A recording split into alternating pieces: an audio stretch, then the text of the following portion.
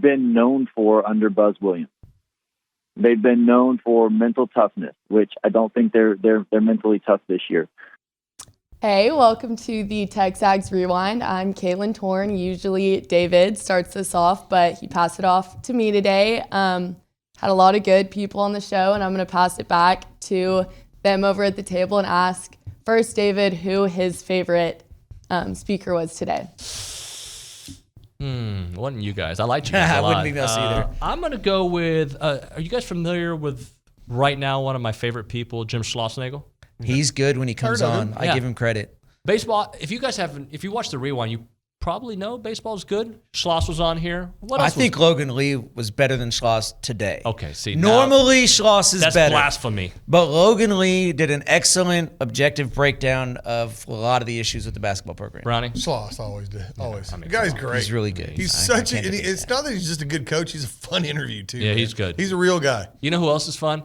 Every week, Stephen McGee. I don't know what I'm going to talk about with Stephen McGee half the time. We just kind of just freestyle. There's a couple talking points I bring. He's just great. He was on the show, and you guys are pretty good. On the Schloss interview, you really got to check out his comment on launch angle. It was pretty good. He's got a good comment on the launch angle. Check it out. It's the Rewind. We're not going to entertain tournament talk anymore, right? Not saying it's not worth that discussion at this point. A 5-game losing streak at the end of the season. 3 games left. Like, they're playing their worst basketball at the most inopportune time after maybe their second or best victory of the year or the last couple years, right? Since that point, overrated chant started, this team, about Tennessee, by the way, and that's not the why. This team, people have figured them out, and it's not that hard to figure it out when it's basically a lot of ISO basketball and they're not physical enough, fast enough, strong enough to score in the half-court set. Oh, that's true.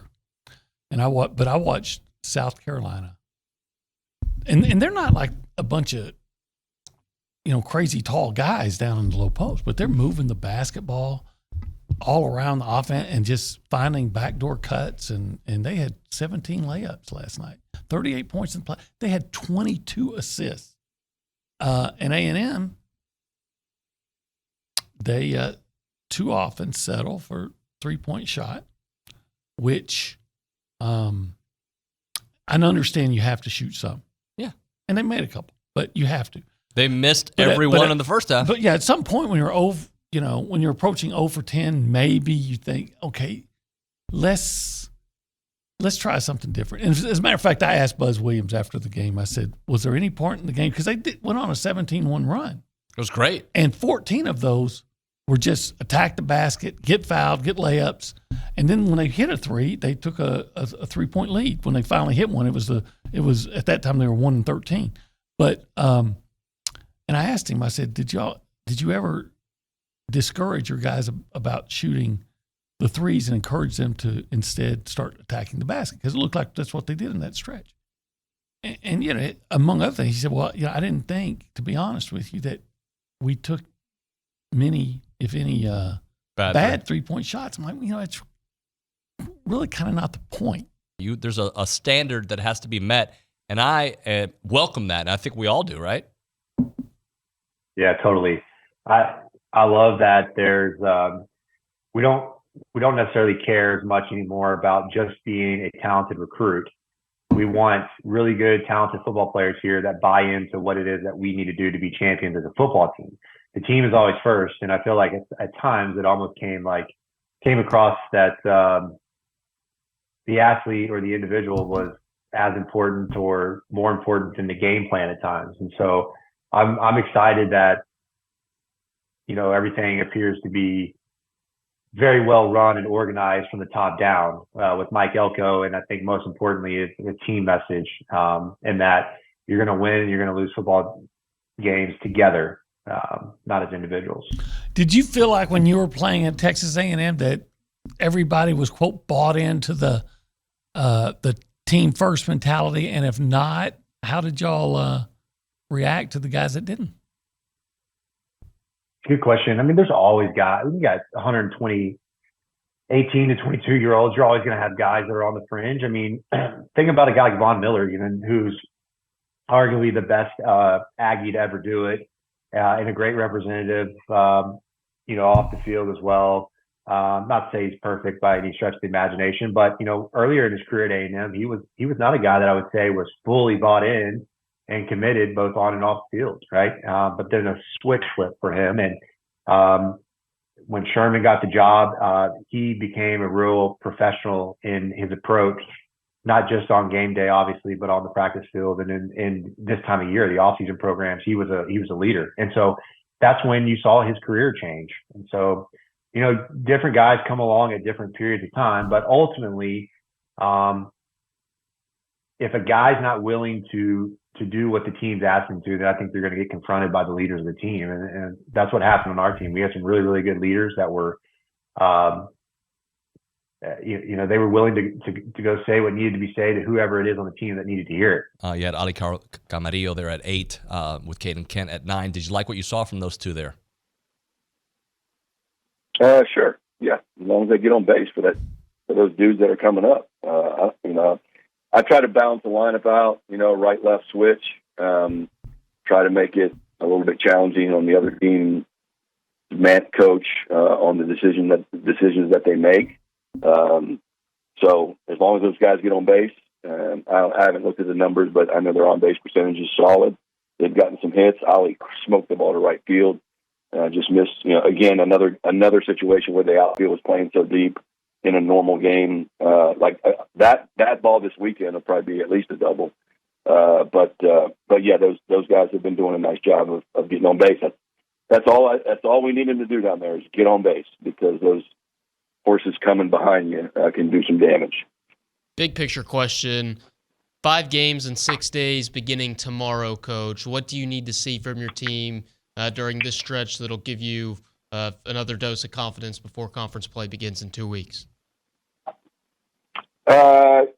Yeah, just more of the same. I mean, I think, when you have 5 games in 6 days or whatever it is, you need good starting pitching that stretches things out, so you don't have to go into that bullpen early. I still am looking at Arizona State and haven't looked at USC yet, but, we'll try to have good matchups for that. But you just need good, to me, I know starting pitching is less of a thing. The average, as we've talked about before, the average start in the SEC last year was 4 2/3. And did you know the average? I mean, the average ERA, or the lowest ERA in SEC only games last year was around 5.5. And so it's just really tough to pitch. And so I think as much as we can get out of that starter, as long as we can, then that'll help. Alleviate the pressure on the bullpen when you have all those games. Yesterday's loss in a vacuum, losing to a top 20 team on the last play of the game, doesn't sound terrible. But it sounds terrible how often that happens, and it sounds terrible during a 5-game losing streak. I think the reason that it's terrible is because they played so poorly and still had a chance to win against the top 20 team. That goes to show where they should be at, as opposed to where they actually are at. I mean, this is a team that they were down by 13, go on a 17-2 run, take the lead, fight tooth and nail back and forth the last 2 minutes of the game, and then give up a layup to lose. And they shot 11%. Let's round it up and be positive. They shot 12% from the 3-point line. They shot less than 40% from 2. They didn't play their game. I mean, they only forced South Carolina, and I use the word forced loosely because it's turnovers, into 9 turnovers. They only got 3 steals. They barely won the rebounding battle, which is where they've been dominating people. And then you go and you follow it up with a 12% 3-point shooting night and 38.6% from the field. And, if they can make 20% from the 3-point line, they win the game. If they grab 4 extra rebounds. Heck, a defensive rebound on the second to last possession seals the game. And maybe not seals the game, but puts it in better position. And those are the things that you look at this team, and they have been known for under Buzz Williams. They've been known for mental toughness, which I don't think they're mentally tough this year. All right, Ms. Torn, tell the people what to do. Okay, y'all. Subscribe. Are you really thinking about this? You had to think about it. Just for a second, I almost had it. Subscribe, comment, like, and share. Post it everywhere, tell your friends.